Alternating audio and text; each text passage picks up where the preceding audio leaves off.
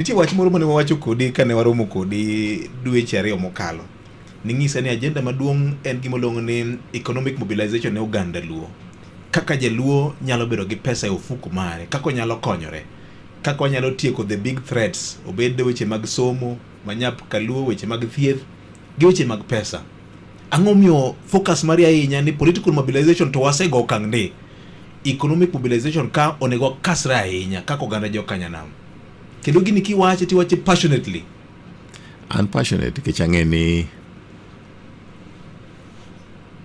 kama osebede gi nyawa ahinya ni ok wanyal en pesa. Makata idhi mana elections to nyaka ibed gi pesa moromo. Kionge pesa moloyo Kenya ka to kuma inyalo chope onge. Kata joma idwaro mondo omi asoya ibiro miyo gi asoya nade kionge gi pesa. An e Ramogi TV tanyiso gi, for example, jomoko penja to gimidwa timo mar youth empowerment ni koso in gi lengo moro mar dok e siasa. Tanyiso gi ni king'iyo Murang'a nitie ng'ama iluongo ni James Mwangi ma otelo ne Equity Bank. Ok apani nitiere governor moro amora e Kenya ka, kata mjumbe moro amora e Kenya ka, kata waziri moro amora e Kenya ka maromo gi James Mwangi, jok mondiko, pesa ma en godo, lokruok mosekelo ne oganda gi. Omiyo waduto onego bed ni wan e siasa. Onego bed ni wang'iyo to ere yore mwanyalo konyre godo mondo wabed jogo ma bende nigi nyalo. Awacho kaka ranyisi kinkawo kata jo Somali ma king'iyo kochakre ndalo uhuru ok gin kata yiechwa, nikech an ang'eyo jo Somali kane ok inyal romo gi Somali ma doctor kata lawyer kata architect kata engineer, lakini koro sani gin gi jogo duto. Kendo koro sani iro ni ka in Nairobi ka, kama iluongo ni Eastleigh, kama iluongo ni South C, kama iluongo ni South B, kama iluongo ni City Center, kata Kilimani kata Kilimani kod ging'eny. To king'iyo developments go te to kanyo wan waonge. Omiyo aparo ni sa moro nyaka yie ni kata ng'ano ma ni piny kad bed ng'ama rawera to nitie samoro gimonyalo puonji manyalo kelo lokruok. Ok onego bed ni wan wang'ang'ea gi everything to jomoko to ng'e nothing. Ji lore gi rieko. Rieko en gima ji somo e yor go mbaka. Nyaka wayie somo. An golo example moro, for example, an gotel Nairobi kama samoro ji biro ga chokre. Yes. To achiel kuom achiel ng'eny joma chokre Sunday yudo ka en group moro moloyo joma wuok Central ka.